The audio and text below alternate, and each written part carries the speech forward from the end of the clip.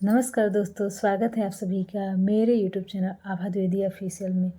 तो अगर आप लोग टीजीटी की तैयारी कर रहे हैं तो आप लोगों के मन में ये सवाल ज़रूर उठ रहा होगा कि कौन सी सिविक्स के लिए कौन सी किताबें खरीदें और कौन सी किताबें बहुत अच्छी रहेंगी और कितनी किताबें खरीदें। तो आज का वीडियो लास्ट तक ज़रूर देखिएगा। आज का वीडियो आप लोगों के लिए बहुत ही इम्पॉर्टेंट होने वाला है।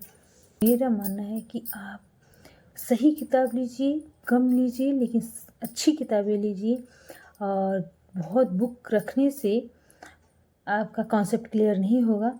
अच्छी किताबों को कम बुक लेकिन सही किताबों को अच्छे से पढ़ने और उसका बार बार रिवीजन करने से आपका कॉन्सेप्ट जल्दी क्लियर होगा और अच्छे से क्लियर होगा। आप लोग बुक सेलेक्ट करते वक्त आप इस बात का ध्यान रखिए कि उसमें कॉन्सेप्ट आपका क्लियर हो, कॉन्सेप्ट आपका जो है टॉपिक एकदम क्लियर हो, सिलेबस के अकॉर्डिंग हो और पीवाईक्यू क्वेश्चन भी हो, ऑब्जेक्टिव क्वेश्चन भी हो।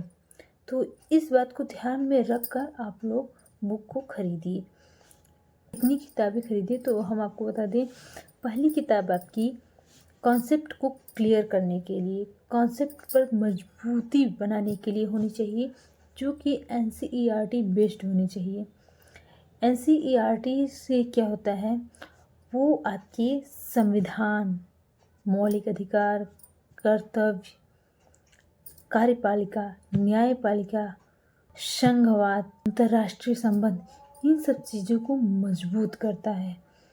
तो एनसीईआरटी को आप लोग प्लीज़ हल्के में मत लीजिएगा, एनसीईआरटी बेस्ड बुक ही लीजिएगा।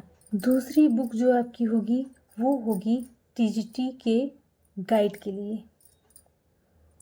टीजीटी को गाइड करने के लिए, जो कि उस कॉन्सेप्ट के अकॉर्डिंग होना चाहिए, तो उसके लिए होनी चाहिए। तो दूसरी किताब आपकी टीजीटी की तैयारी के लिए होनी चाहिए, जो कि आपका कॉन्सेप्ट भी क्लियर करे, पीवाई की क्वेश्चन भी और आपका ऑब्जेक्टिव क्वेश्चन भी जिसमें रहे। तो पहली बुक जो है आपके कॉन्सेप्ट को मजबूत करने के लिए एनसीईआरटी बेस्ड होनी चाहिए। दूसरी बुक आपके टीजीटी को की तैयारी के लिए होनी चाहिए, जिसमें कि PYQ, objective question and concept भी होना चाहिए। तो मार्केट में इसके आपको दृष्टि, साहित्य भवन, अरिहंत, इन सब पब्लिकेशंस की बहुत सारी बुक्स मिल जाएंगी। लेकिन मेरी सलाह है कि आप पब्लिकेशंस को देखकर मत लीजिए, जिसमें आपका मतलब कॉन्सेप्ट क्लियर हो और ऑब्जेक्टिव क्वेश्चन एंड पीवाईक्यू एकदम, मतलब कि आप बुक को देखकर, उसके कॉन्सेप्ट को देखकर, उसकी क्वालिटी को देखकर तब आप लीजिएगा। तीसरी चीज़ आप पीवाईक्यू के लिए एक बुक ज़रूर लीजिएगा। पीवाईक्यू बहुत ही ज़रूरी है। पीवाईक्यू से क्या पता चलता है हमें, पीवाईक्यू से ये पता चलता है किस प्रकार के क्वेश्चन पूछे जाएंगे, कौन सा कॉन्सेप्ट बार बार इम्पोर्टेंट है, कौन सा कॉन्सेप्ट ज़्यादा ज़रूरी है एंड कहाँ हमारी कमी है। पीवाईक्यू से हमें पता चले किस चीज़ में कमी है। तो इसलिए पीवाईक्यू को हल्के मत लीजिएगा, पीवाईक्यू बहुत ही ज़रूरी है। तो अगर आप लोग पीवाईक्यू मतलब नहीं समझ पा रहे हैं तो प्रीवियस ईयर क्वेश्चन, मतलब पहले जो क्वेश्चन आ चुके हैं जो पेपर, उस पेपर के क्वेश्चन को एक जगह पर, सारे मतलब पेपर के क्वेश्चन को एक जगह पर रख कर बुक बनाया जाता है, उसी को कहते हैं पीवाईक्यू। प्रीवियस ईयर में पहले जो क्वेश्चन आ चुके हैं उन क्वेश्चन को पीवाईक्यू बोलते हैं। प्रीवियस ईयर क्वेश्चन, पहले जिन सालों में क्वेश्चन आए हैं उन सबको। तो अगर आप लोगों मुझसे पूछेंगे कि बहुत ढेर सारी बुक्स लेनी चाहिए, तो हम कहेंगे नहीं, एनसीईआरटी बेस्ड बुक जो कि आपके टॉपिक को, कॉन्सेप्ट को मजबूत करे। दूसरी आपकी टीजीटी कोई तैयारी के लिए होनी चाहिए। तीसरी आपकी पीवाईक्यू, ऑब्जेक्टिव क्वेश्चंस, जो कि बहुत ही ज़रूरी है। सवाल आता है कि नोट्स कैसे बनाएं। तो देखिए, पूरी किताब छापने की ज़रूरत नहीं है, पूरी किताब छापने की ज़रूरत आपको नहीं है। आप नोट्स जो है वो ऐसा बनाइए कि जो एग्ज़ाम से पहले हम आसानी से रिवाइज़ कर सकें।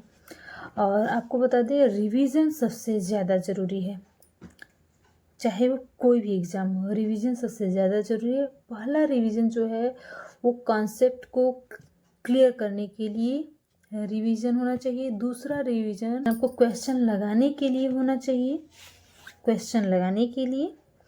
और तीसरा रिवीजन आपका गलत क्वेश्चन और इम्पॉर्टेंट फैक्ट को समझने के लिए होना चाहिए।